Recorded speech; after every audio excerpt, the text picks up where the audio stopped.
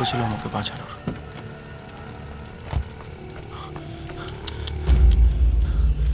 আরে মোহর আছে, মানে গুপ্তধন আছে, পলাশ গেছে, ভাগুন তো আছে। আপনার ওই পোষা ইঁদুরটাকে খুঁজতে পাঠান। গুপ্তধন, সুবর্ণ সেন আসছে শুনলাম, কাজে লাগান। আর এই গুপ্তধনের খবরটা কেবল আপনার আর আমার মধ্যে থাকবে। উপর চালাকি করে আবার রাবণ রাসকে খবর দিতে যাবেন না, তাহলে এটা রোহিতাস্যকর, লঙ্কা নয়। কিসের পলাশ, কিসের ফাগুন, কিসের পীতাম্বর, হেপে গেলে ভুজঙ্গ পাঠায় জমের খড়। চলি রেবংসা।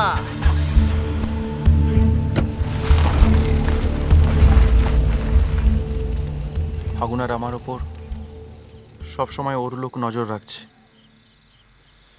ফাগুনকে মারধর শাসানি পর্যন্ত দিয়েছে। সুবর্ণবাবু, আপনারা প্লিজ কলকাতায় ফিরে যান, আমি দেখছি কি করা যায়। পীতাম্বরবাবু, একটা কথা মনে রাখবেন, আপনি দিগম্বর বন্দ্যোপাধ্যায়ের উত্তরাধিকারী।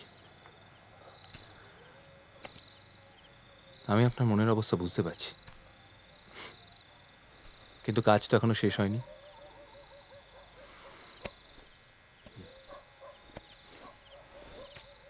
চ।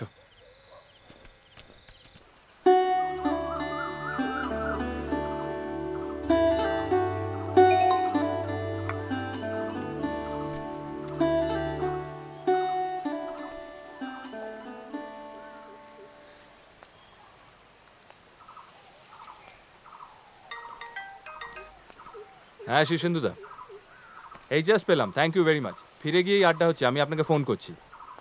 ওকে, বাই।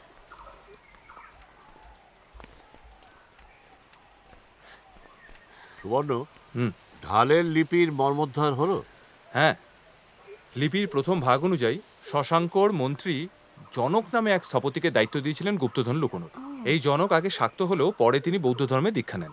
ইয়ে আর দ্বিতীয় চাবির হদিশ? এই তো, ওটা একটা ধাঁধার আকারে লেখা।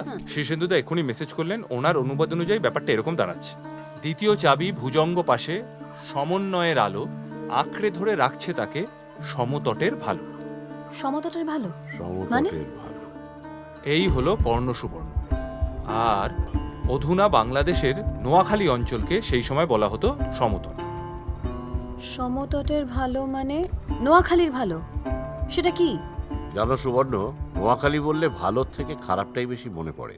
1946-এর দাঙ্গায় নোয়াখালী যে কি ভয়ানক চেহারা নিয়েছিল। তা তো বটেই, কিন্তু অখিলেশ মামা, আমাকে আর একটা জিনিস বেশি ভাবাচ্ছে। এই যে দিগম্বরবাবু গুপ্তধনের সন্ধানের কাজ শুরু করেছিলেন, উনি কাজটা শেষ করলেন না কেন? আর এক্স্যাক্টলি কি এমন হয়েছিল যে উনি কাজ বন্ধ করে দিতে বাধ্য হলেন? ঠিক তাই। আচ্ছা ঝিনুক, আবির এখনো ওঠেনি?